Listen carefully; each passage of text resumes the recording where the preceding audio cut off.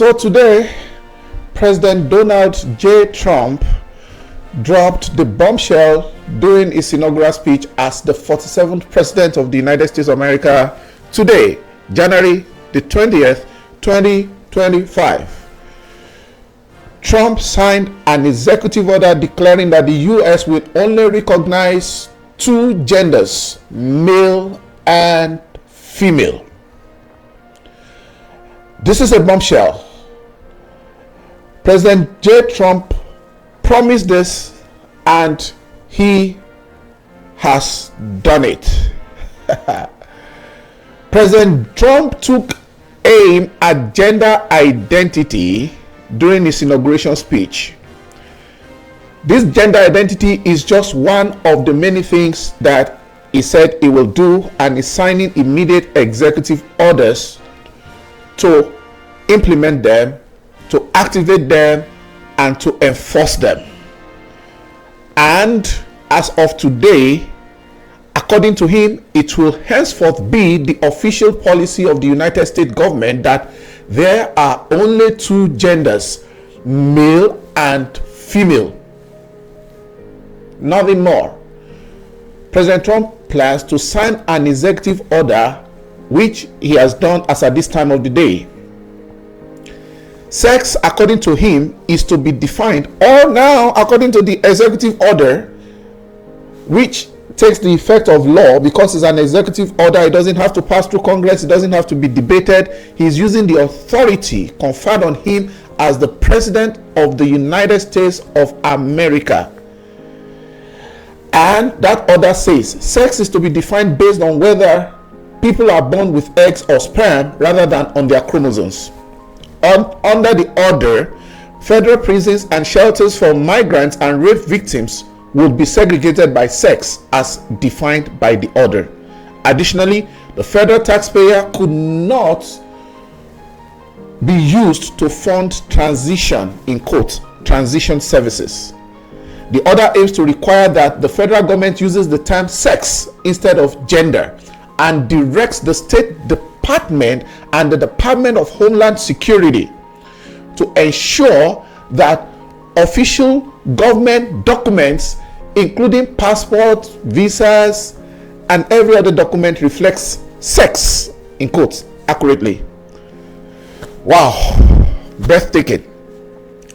So, if you asked me, President Trump hits the home run with this one. Love him or hate him, like him or hate him, President Trump, let me say in African English, African pidgin, this one enter wella. Show me one person in Africa who is going to controvert this. This has been a big deal of pressure from America to Africa, with successive governments ignoring countries that were not going to implement, or willing or eager, or were reluctant to implement the gender issue, the inordinate ones. So is it like a song of Rejoice Africa now for African countries who does not want to align with the pressure from the US in the past and some other Western countries? Africa depends on a lot of aids, well, unthankfully so, unrightly so, and a lot of things are tied to this gender issue with Africa. Religion, yes. If you ask me, religion apart. Law of nature, yes, absolutely. Whatever you say about Trump, he hits the home run on this one, if you asked me. And it's just like saying enough of dilly-dallying on the natural order of gender issue, all the debate, all the politics, and all of those. Now you'll be asking me, am I a Trump apologist? Am I red or blue? Am I a Republican or Democrat? Don't ask me how my vote went in the last election, or whether I voted Democrat or I voted Republican, or I didn't vote at all, or I don't have a right to vote. Don't just ask me. Or whether I voted independent or any other smaller party. Don't ask me. Gender shouldn't be at the center of political issue. Our naturalness should prevail. It's a natural ordinance of God and man. Trump killed this. His inaugural speech, to me, I will look into the other areas and try to understand and absorb them as someone who belongs 100% to US, 100% to Nigeria. But this one is on point, and the message is reverberating across the land. The same way you won't ask me about my political identity, I have a right to my privacy, or my thoughts about the person of Trump, his personality, or is what a perception of public personnel. Don't also ask me if this will put money in my pocket or anybody's pocket, or if it will pay anybody's bill, or whether it will pay down anybody's credit card balance. Don't ask me, please. Don't ask me if it will pay America's huge debt, or reduce the basis points of the inflation, or reduce the interest rates of the Feds. Please. Don't ask me if it will fix the infrastructure, the road or the bridges, or make America the world leader in tech again. Don't ask me all of this or any of this. This gender thing hits home.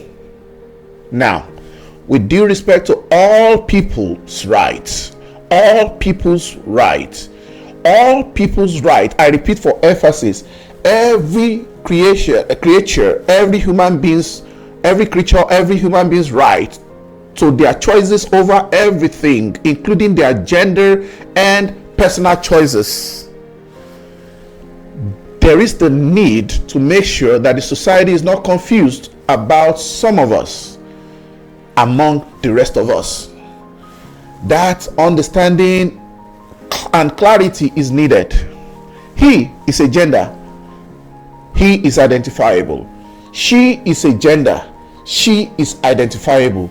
They is a plural. They are identifiable. We is a plural. We are identifiable. Collective pronouns. Us are identifiable. But shim, or him she, or shim he, or she him she. I'm not speaking apologies to some Asian parts. I don't want to localize to any part of. I'm not speaking any of those languages. Him she tends to confuse the rest of us, and shim he tend to confuse the rest of us. I respect everybody's right to be who they feel they are and who they want to be under their skin, but putting order to public space is my concern, where I see this as a great move of a lifetime. It's a win for Mr. President Donald Trump.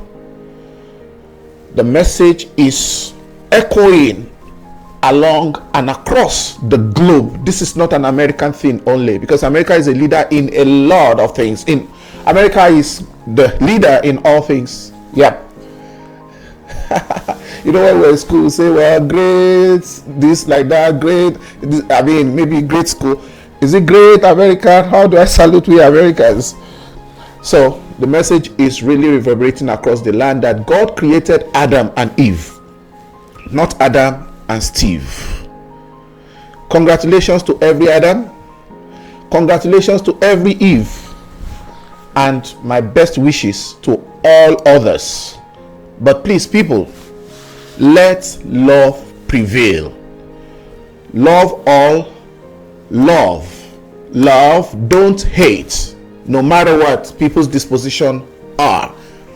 Everybody is created by God. Let the love of God in us prevail, within us, among us, and to every one of us. This policy will definitely hurt a few of us, but it will also be for the overall good of all of us, including the few. Even in our diversity and preferences, hear me, in our diversity and preferences, we all have a common humanity. Therefore, please, in all of this, let brotherly love continue. Let humanity reign. Please be kind to everyone. No hate. Let's show everyone who are like us and those who are not like us all the love in all of us. Let love prevail. Let brotherly love prevail. Let sisterly love prevail. America united under God. One Lord, one faith, one baptism, one God and Father over all, who is above all and through all and in all. Long live the United States of America. God bless America. This is so wonderful.